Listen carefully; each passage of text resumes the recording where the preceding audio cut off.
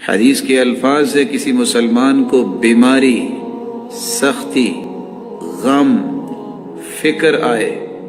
دنیا جہان کی بیماری اور غم اور فکر، یقین سے صرف یہ چند کلمات پڑھ لے، اللہ اللہ ربی لا شریک لہ، گنتی کے 5 حرف، اللہ اللہ ربی لا شریک لہ، یقین کے ساتھ پڑھ لے، دنیا جہان کا غم، پریشانی، سختی اور بیماری رب تعالیٰ دور فرما دے گا۔ ذکر میں اللہ نے بڑی طاقت رکھی، زندگی کے تجربات ہوتے ہم نے بھی تجربہ کیا ہے۔